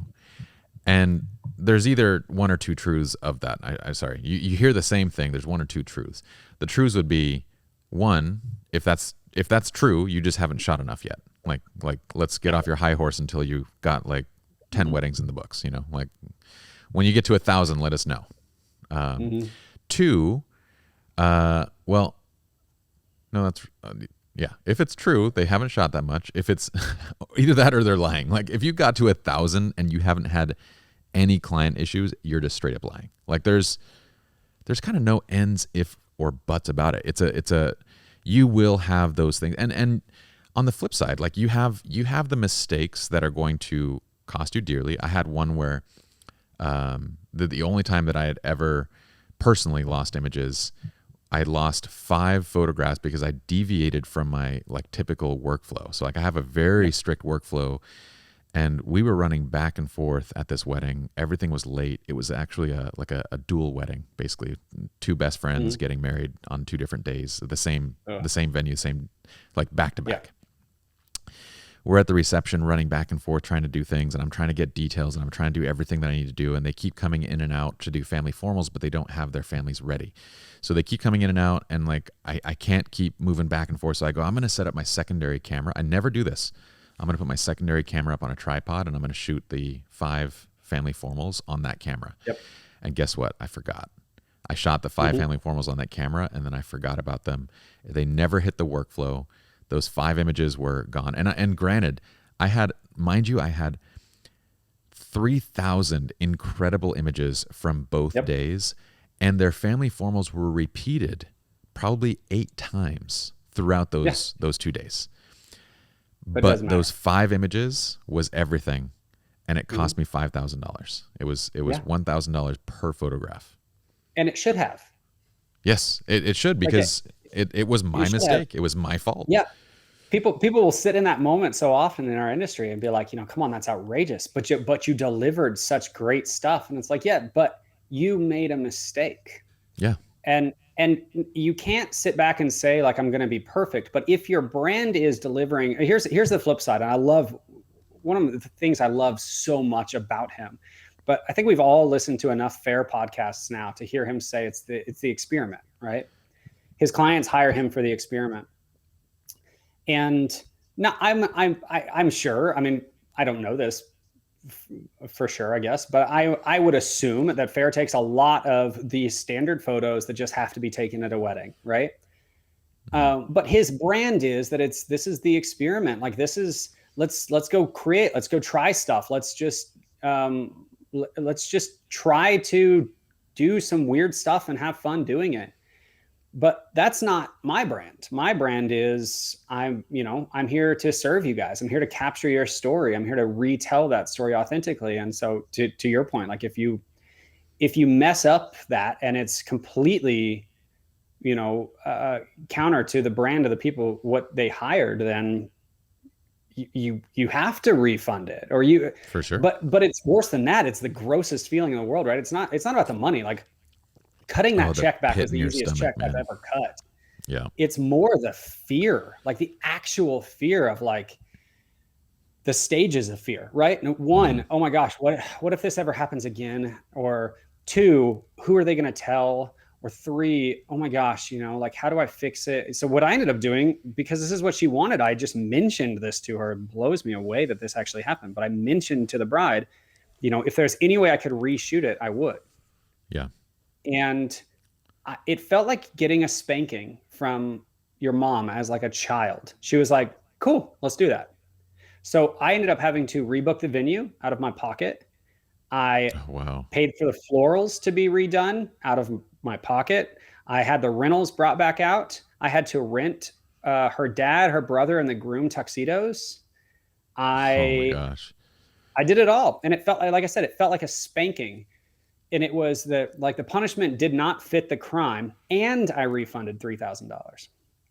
But it was like, listen, if this is what's going to create a little bit of closure here, like, this is the right thing to do, and the lesson was absolutely learned, was certainly learned, Yeah. The workflow was updated and changed. And now, here I am on a constant preaching cycle of, like, make sure that your backups are backed up and that your catalogs are safe, and check for corrupt files, and don't format. Cards are cheap. Just get cards are a whole lot cheaper than lawsuits. And, I'm sitting here, I could probably see it, no kidding, underneath the camera, but I've got 128 gig cards just sort of sitting around. Cause it's like, that's once the images get delivered, they just go back into the hopper. Right. But yeah.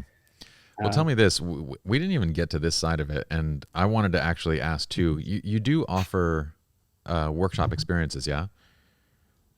Yes. 2020 changed things. Yeah. Okay. Yeah, not on a real consistent basis, but yes, Okay. I do a mentor program that's like a one-off thing, and it's pretty intensive. It's very, like, dive into your company over the course of 4 weeks, and then quarterly for a full awesome. year. And it's very intense, and not from a perspective of like me trying to make people more like me, but me having enough education of who they are to help direct them to where they're going. Yeah. But yeah, we have offered workshops for years, and the hope is to get back into that, as soon as possible. Paul and I are supposed to be doing something together should California ever allow people to leave their homes again. Well, that would be rad. I'm just kind of like thinking at this point, like you've had so many incredible experiences and you understand this so well. Like this needs to be, people need to come and listen to you. If they can't listen to you, they need to do mentorship programs. So how could they get more information on that specifically? Because I'm going to rewind it after this question. Yeah, cool.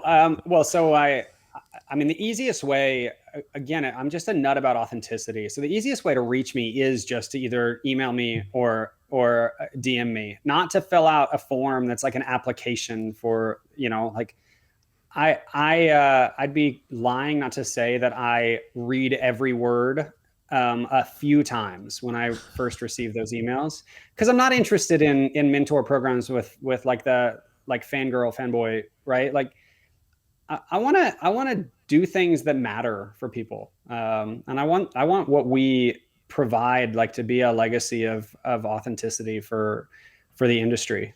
So that's the easiest way, is just to like Google my name and click contact, right? And we've juggled for years the idea of like releasing a for photographers website. Yeah. With everything from, the cameras that I shoot and the connections with Fujifilm to the presets that we use and the relationships and all that stuff. But I feel like what ends up happening more than anything is you just commercialize your opinions and then convince people to adapt to the same opinions. And I really don't want that. I want people to come to their own opinions and me to help guide that. Well, I think there's a way to create that. In the meantime, for our listeners, reach out to Miles directly. Now I want to go back, because I mean, we're at this place where in speaking with you, I know why people wanted to introduce us to each other, because I feel like our values very similarly align, and like who we are and like what we're about.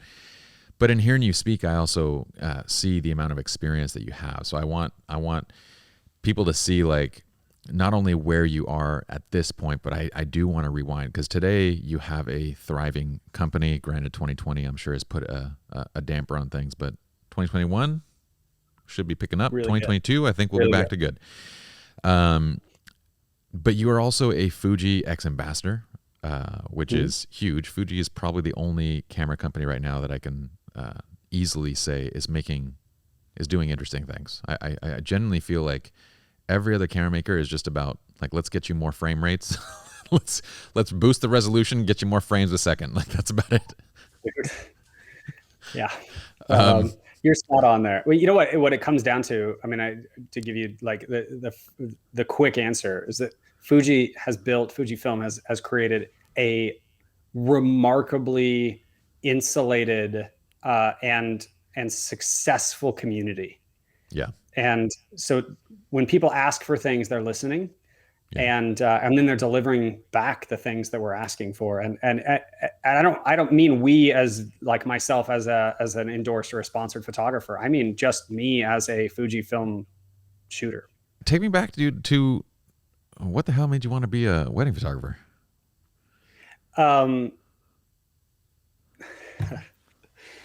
There's that answer. I always laugh and never know how to answer it and not come across as so much more shallow than it is. Okay, here's the disclaimer. I've heard the other day, actually, I heard what Paul was interviewing Jonas. I think it may have actually been you. And one of y'all said something to the effect of like, we have to stop telling everybody that we picked up a camera. That was like, me. 8 years old. There you go. Okay. Right. Like there has to be some depth to the story, and it's not okay to just like lie your way through it because that's the coined answer. So I remember actually it was you, because I was in the car and I was laughing to myself that he's going to ask me this question and I'm going to have to answer it. So here's the reality. Here's the truth. You better not say you picked up a camera when you were 4 years old. I did not pick up a camera at 4 years old. There is a stream of events that are probably not important. Realistically, they have literally nothing to do to the story. And I think that's the important thing to know where to like cut out. For my 15th birthday, I asked my parents for a camera. The reason why isn't important, but I just thought it was cool. And I really didn't use it. I got it, didn't really know what to do with it. It was like a 35 millimeter Pentax that I took a few pictures of like sunsets and flowers and stuff, but like I didn't really know what I was doing with it, but I was kind of intrigued by it. Ironically, on my 16th birthday, I went to an event with my dad, who's a pretty well-known archaeologist and a speaker. And the photographer at that event asked me something. I had my camera with me and asked me, if I was interested in photography. And he offered me a job that day as his studio manager and like a darkroom assistant. That's wild. As a 16-year-old? As a 16-year-old, yeah. And I didn't know anything about him. I didn't know anything about what he shot. I knew that he was shooting, he had a Hasselblad on one side, and I'd never even seen a medium format camera. I was just intrigued enough to ask a few more questions. And then he told me that he'd pay me $10 an hour. And I was 16 years old, and this is like, 1995. And I was like, done. Fantastic. I don't care what it is. I will do anything for $10 an hour. I'm in. So over the course of the next several years, like this guy and I, Jeff, got to be pretty good friends. I actually, I was his studio kind of assistant. He was a stock photographer, so he seasonally shot. We lived in northern New Mexico, so it was like, he shot skiers all winter and like winter scenics, and then in the summers he would go to like rodeos and like kayaks and whatever, mountain bikes, and he would sell stock images back when that was still a thing. Yeah. And his wife was a wedding photographer. So I had the opportunity to work for him for a couple of years and like grow a lot and just spend a lot of time listening to like good music in the studio, cranked up while I was organizing slides. And, he would like bring in a beer, and I was like 17 years old. And I'm like, this is like the greatest job ever. That is literally the greatest job ever. It was the dream. I mean, he's probably going to listen to this. He's kind of a quirky guy, but super cool dude. But I just got to know him pretty well. But I had the opportunity. This is where the story actually sort of develops. I had the opportunity to second shoot for his wife at a pretty large wedding in Santa Fe, ironically, with her assistant, who was the girl who I had wanted to be as my girlfriend since I was like a child. Like everybody has that Kendra, right? And she was like my best friend, but come on, like, let's get there. So I was like, yes, I will shoot this wedding, and I get to spend all day out of town with her. It's going to be so much fun. And dude, after spending an entire day changing film backs and carrying film and stressed out because I had two fanny packs on, one that has used film and one that has, and I felt just like an idiot. I remember getting back home and being like, never again. Like, never will I ever shoot another wedding. That was ridiculous. And I told Jeff that I was like, dude, you have it figured out. Architectural photography, like stock photography, this is the dream. This is actual artistry. That is a joke. I had the opportunity to come to a small kind of liberal arts college in Arkansas that has a really incredible photography program, and kind of showed them my portfolio. At that point, I had more exposure and more like of a resume for what it's worth than like anybody in that program. So I got a little scholarship there and was able to supplement a little bit of a scholarship with a soccer thing, which didn't pan out, but that's a whole other story. And all the way through college, I tried to find where my soul was with the camera. And what I mean by that is like, the summer between my freshman and sophomore year, I worked as a kayaking photographer for a whitewater rafting company. Mm-hmm. So I would like ride in the kayaks ahead of the tourists and eddy out, turn around and shoot them coming through the rapids. Yeah. And like, and that was fun, but there was no money in it. And then the next year I worked at a mountain biking and rock climbing summer camp where I took pictures of kids doing stupid stuff and zip lines and whatever. And same thing, that was fun, but like there was no money in it or no future in it and no purpose really. I wore a shirt that literally said Snapshot on it. And I was like, well, I don't think the rest of my life I want to be known as Snapshot. But then the next year, something really powerful happened. I went to New York for an internship to work under this really cool photographer named Alex something. I can't remember his last name if I'm honest, but his work was really cool. And he worked for this neat agency that had like a great client list. And I got up there and I guess I just impressed the owner of the agency, but I still to this day, really have no idea what happened. About a week after I got up there and started my internship, I was called into the big boss's office where he told me that they had just fired Alex and that I was getting his book of business and his studio and like, go get him. Wow. And he literally handed me his credit card. We were like 6 blocks from B&H in New York. And he literally handed me his credit card. And he was like, just run down to B&H and pick up what you need. What? And I was like, but the thing is, like, this is the stuff that people don't talk about. I had no idea what I needed. Yeah. I love telling this story. The first time I hung a paper backdrop, I hung it backwards. I didn't put the crossbar through the roll. I tried to roll it and like tape it or something. I didn't have any idea. Yeah. I had no idea what I was doing. And so I just went in and I remember asking one of the guys at B&H, like, hey, here's kind of what we're shooting. And he was like, okay, talk to me a little bit about your clients. And I remember his face and I was like, well, let's see, I'll be doing photos for Burberry, North Face, Billabong, like Virgin Mobile. And he was like, right? I'm like, this is I'm ridiculous. 19 years or 20 years old. I'm like, I don't know. So he sends me out with a 5D and like way too much equipment, and they deliver it. And we set up a studio that I had no idea what I was doing with. But over the course of the next year and a half in that position, trying to manage doing school in Arkansas and commuting back and forth and figuring out how to do like satellite and finish my degree while my boss up there was like, what is a photography degree going to give you that I haven't already? Yeah. And all of this stuff, I realized that I had now done commercial studio work, runway work while I was up there, quite a bit of fashion and editorial work. I'd done sports. I had done architectural work and all of this stuff. And I was like, all I know that I want to do with my life is I just want to be a photographer, but I can't find anything that I actually like to shoot. And that's a problem. Yeah, that's a big problem. So I was back in Arkansas for a quick trip back. Actually, it was a longer one, really. I was back for like 6 weeks, and the guy that I stayed with at an apartment kind of here with asked me if I wanted to go out on his boat with him on the lake with a friend of his from high school. And he was like, let's just go and play and hang out and just like unwind. I said, sure. I ended up marrying that friend 2 years later. That's crazy. And I tell this whole story to say this, that I'm not like this uber romantic person, but it wasn't until I had purpose, I think, as a person. Yeah. Like I actually had like a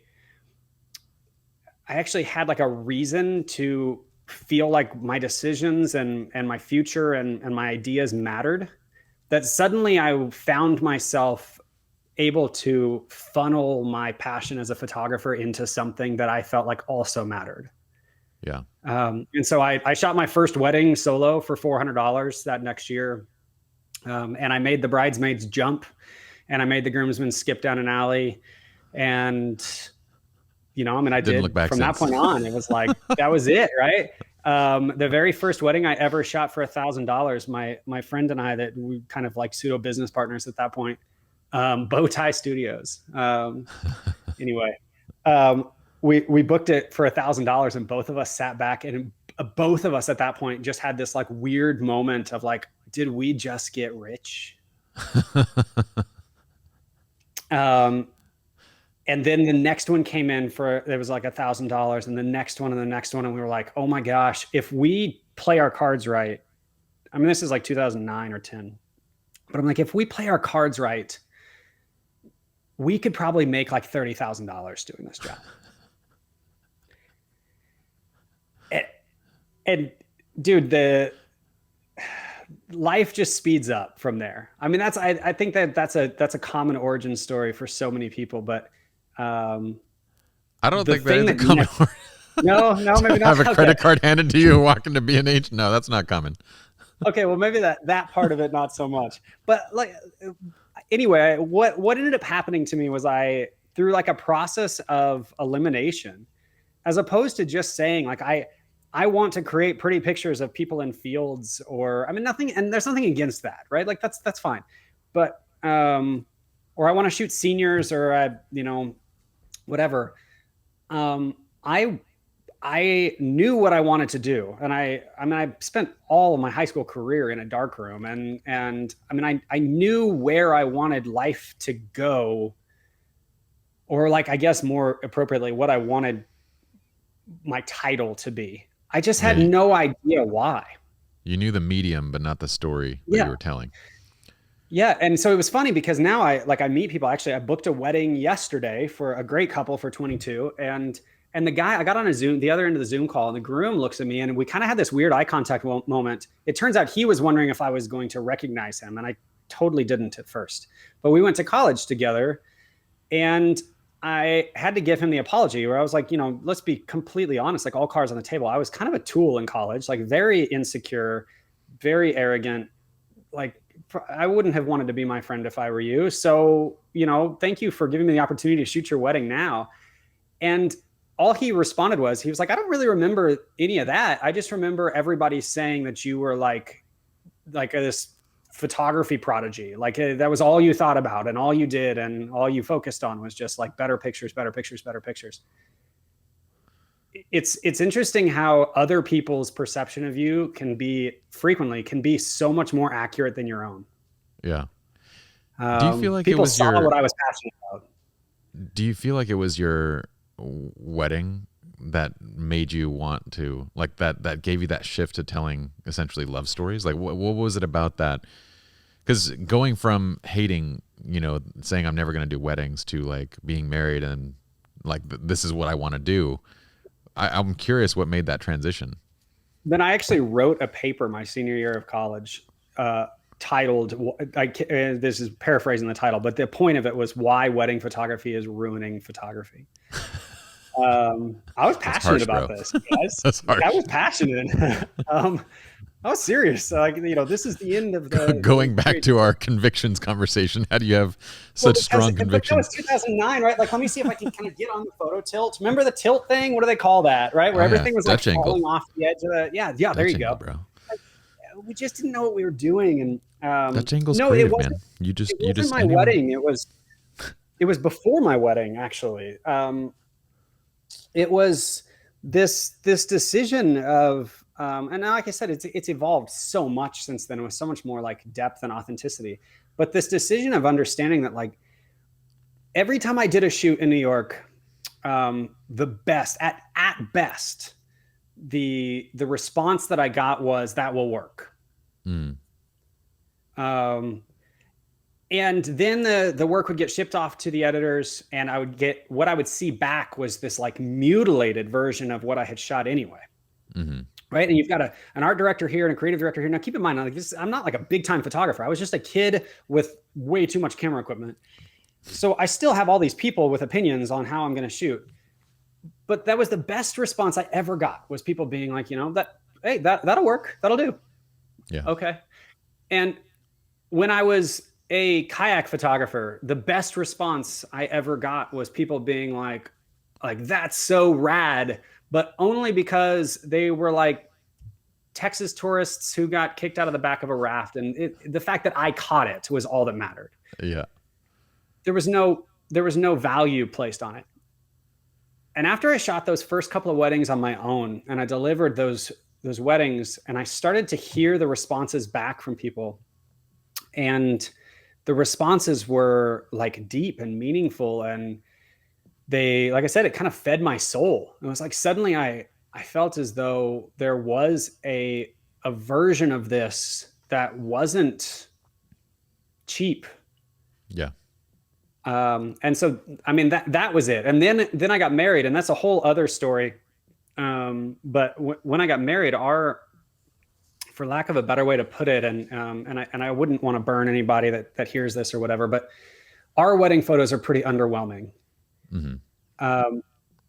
That's a polite way to put it. But we hired a friend who is these days is insanely talented. But at the time, I think I invested in potential and not in actual, like whatever. And still, I wrote this on a blog the other day. So now you want to see my writing. But I wrote about this on a blog the other day. These images that are okay. We've got a lot of them, but there aren't very many of them that I actually like, and they're okay. But there's 4 of them that we have printed that hang up in our hallway. Mm-hmm. And they're images that for a few years in there, every time I walked by them, it just kind of rubbed me wrong, because it was sort of this feeling of disappointment of like, I wish that I had what I deliver. Yeah. But that's just youth and arrogance and ridiculousness. The longer that we're married, the more I realize that I've walked through that hallway now when I have been in huge fights with my wife. I've walked through that hallway when I slam the door and I'm sleeping upstairs. Mm-hmm. I've walked through that hallway most mornings, like groggy-eyed and just stumbling through and, trying to go wake up my son for school. I've held newborn babies down that hallway. Like, the number of times that I have glanced over at this image that I don't like, but that I still see so much love in, is remarkable. And that image isn't aging, but I am. Mm-hmm. And that realization as I get older is the thing I think that is putting more and more depth into my work, is this understanding that like the wound has healed a little bit on the fact that I don't love my wedding images, but I do love the woman in them. Mm-hmm. And now I just really want the opportunity to not provide this instant gratification and the most likes, comments, and follows possible, but the opportunity to deliver something to people that they get to love today and 10 years from now, instead of me where it took me 10 years to get there. For sure. The unfortunate thing is there's very few people that will be able to do that for you. And that's what my fiance says, is, yeah, but who's going to do ours? Who's going to look at it the same way that you do? And that's like the downside to it. But maybe I'll have to bring you out, Miles. Don't you play with me. Man, I mean,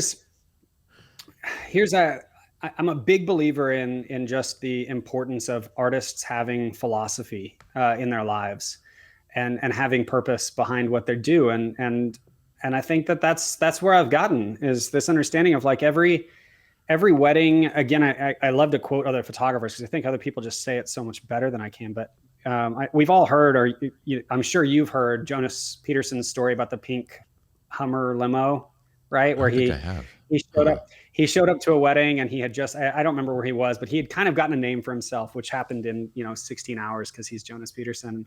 And he showed up to this wedding after having shot these incredible weddings in like Bali or something. He showed up to this wedding and the bridesmaids were getting into a pink limo, and I'm paraphrasing, I'm probably butchering the story, but he had this moment of like just disgust for who these clients were. Uh-huh. Like, how dare they hire him, this award-winning, remarkable artist? How dare they hire him to take pictures inside this nasty, gaudy, cheap, cheesy pink limo? And he says that I love this, but he says that he walked outside. I think he actually says he got back in his car and physically slapped himself. I think that's actually how the story goes. Like, he like sat there and like hit himself, was like, shame on you, essentially. But that moment is formative because you start to realize like it's not my wedding. My wife tells me that on a weekly basis. She will call me literally on a weekly basis because she doesn't shoot with me really anymore, unless we're someplace like super exotic and she wants to go. But she'll call me on like a weekly basis and, hey, how's it going? And I'm like, we're We're 90 minutes behind schedule. The wedding planner is barking at everybody. The videographer is using a Steadicam and like an Ursa, and I can't even see down the aisle. Like, you know, and it's always my wife. It has always been her from the get-go, the whole jump of this whole thing that will like quietly just say, well, good thing it's not your wedding. That's true. And I'm like, oh crap. Yeah, it's time to get back to doing the job I was hired to do, which is just telling their story. Yeah. You know, and that's okay. People are different. And so, dude, when I shoot your wedding, we'll do something cool. That was subtle. How did I drop that in there? Anthony, how did I do? That was fantastic. Yeah. Well, Miles, I appreciate having you on, brother. It was a super fun conversation. I wanted to get into other things like, running a business with your wife, and there's a whole bunch of things that I had questions on, but we're just going to have to save for like a part 2, maybe down the road a little bit. Let's do it. Anytime you want, man. I would love to. I realize I'm long-winded, so anytime. It was perfect. Appreciate you, man. Thank you for coming on. For those that are listening, we are going to link up all of Miles' work in the description of the video, as well as on our podcast. On the podcast, we can write it. So be sure to check out Miles' work, and hopefully you'll be offering workshops once again in the near future. Or I will. Email for just jump in there, guys. That's the cool thing these days, though, is like it doesn't need to be just find me in Clubhouse and let's just do it for free. Like let's just dig in. You're gonna regret saying that.